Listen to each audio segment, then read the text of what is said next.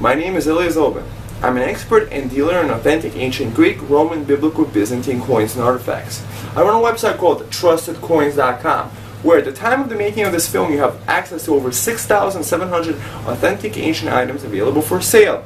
Every item that I sell comes complete with its own certificate of authenticity and a lifetime guarantee of authenticity and my signature. I'm known worldwide for identifying over 28,000 authentic ancient coins and artifacts. And the coins come in a professional numismatic flip that allows you to look at the coin, the front and the back of it, without taking out the protective covering. And it has a miniaturized, a short description and a number that is unique to the certificate. So you could take this part off, show it to your friends, family, and others that may like this coin, and still keep the document in a different place. The description is professionally done, many times citing a major reference or collection. But in the back you get the historical context of the item that you have purchased. So even if you're brand new to the collecting field, or you would like to make a great gift for somebody with its beautiful presentation, or if you believe as I do that this is the best investment out there, you may want to check out my site called trustedcoins.com. Today I'm going to be discussing Mercury, the ancient Roman god of commerce.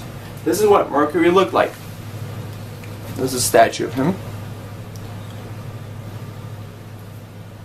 And Mercury on an ancient silver Roman coin of the Roman Republic. Mercury had a symbols like the caduceus, that's the symbol of Mercury, and also the hat with the wings.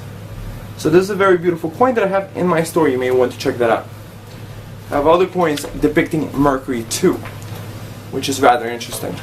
Many emperors such as Gordian III, Diocletian, Septimius Severus, Aristocrats, Julius Caesar, Maximinus I had image of a nude Mercury on their coins, and that's just some of them. Mercury was a messenger who wore winged sandals and a god of trade, thieves, and travel. The son of Maia Maestus and Jupiter in Roman mythology. His name is related to the Latin word merx, merchandise. Compare merchant commerce, mercy, mercari to trade, and mercies, wages. Most of his characteristics in mythology were borrowed from the analogous Greek god Hermes.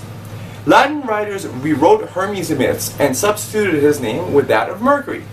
But there are at least two myths that involve Mercury that are Roman in origin. Mercury reminds Aeneas of his mission to found the city of Rome. He was assigned to escort the nymph Larunda to the underworld. Mercury, however, fell in love with Larunda and made love to her on the way. This act was also been interpreted as a rape.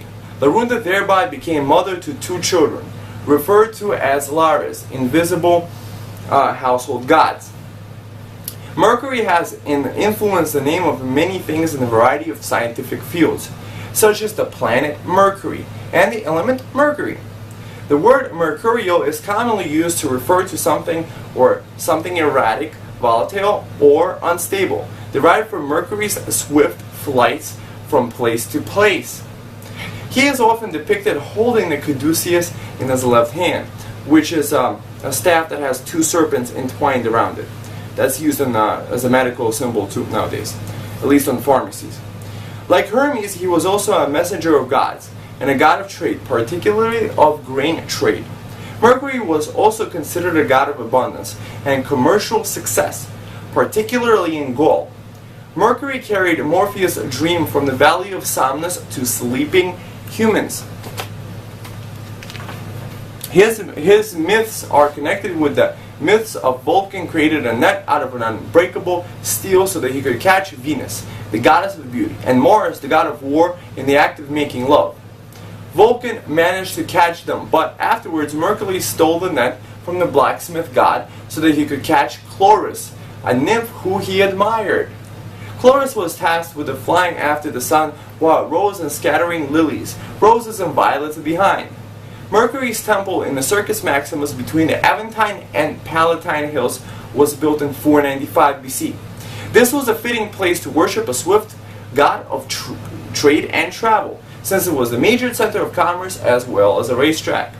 Since it stood between the plebeian stronghold on the Aventine and the patrician center in the Palatine, it also emphasized the role of Mercury as a mediator.